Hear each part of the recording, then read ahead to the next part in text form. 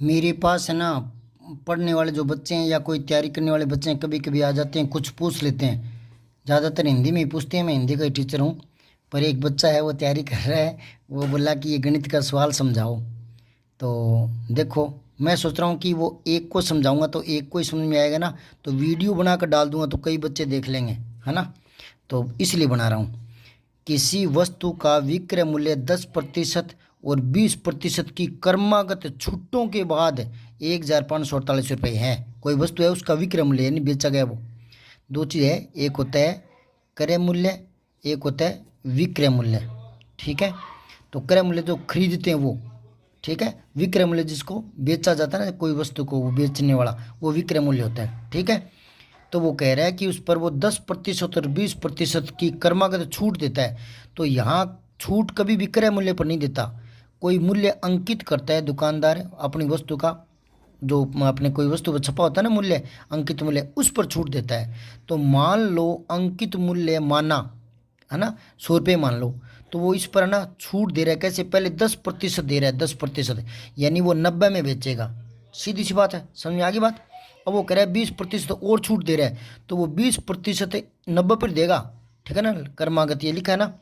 अब देखो कि अगर 20% दे रहे हैं 90 का, तो निकाल लो। तो कैसे निकालोगे? 90 का 20%। तो मैंने एक बार पहले बताया था कि का की जगह गुना लगा दिया करो ना। तो 90 गुना में 20%, हटाओ बटा 100 लगा दो। तो 10 10 10 10, तो 9 दूनी 18। 18 रुपये उसने और छूट दे दी 90 पर। तो 90 पर एक बार 20 ही मान लो, चलो तो 70 में बेचेगा ना। और 18 की दी है तो 72 में बेचेगा वो, 72 रुपये। ये उसका विक्रय मूल्य हो गया। समझ में आई यहाँ तक बात? अब विक्रय मूल्य इसका वास्तविक कितना है? 1,548। और अपने हिसाब से कितना है? 72 रुपये। तो अगर अपने हिसाब से 72 रुपये अगर विक्रय मूल्य है, तो उसका अंकित मूल्य कितना था? अंकित मूल्य 100 था। 100 ही माना है, तभी छूट देते आ रहे हैं। ठीक है। 72 रुपये अपने हिसाब से विक्रय मूल्य है, तो अंकित मूल्य 100 था ना।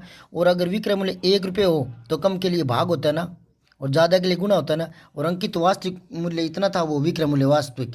तो 1,548 है। तो इस पर अगर करेंगे तो अंकित मूल्य कितना आएगा? गुना कर दो, कम के लिए भाग, ज़्यादा के लिए गुना। तो अब इसको करोगे तो मैंने अलग से निकाल कर देख लिया। ये आप यूँ मानो कि 2 जीरो। अब इसको 72 से भाग देना, मैंने करके देख लिया था। ये आ रहा है 2,150 रुपये। ठीक है, आप करके देख लेना।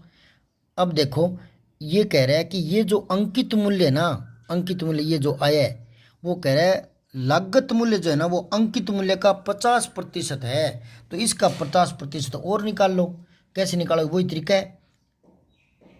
2150 का 50%, तो इसको यहाँ गुना लगा दो और प्रतिशत हटाओ, नीचे 100 लगा दो। ये हमारा सवाल बन गया। ठीक है। तो 50 से कम 50, 50 दूआ 100, 1/2 ना।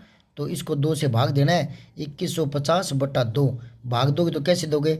2 1 का 2, फिर 1 उतारेंगे, भाग नहीं जाएगा तो बिंदी लग गई। ठीक है। फिर 5 उतारेंगे 15 हो जाएगा, तो 2 7 14, 15 बच गया एक ना।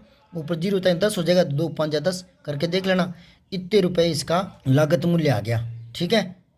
तो ये देखो आप, इसका उत्तर 100 हो जाएगा, 1,075। ठीक है।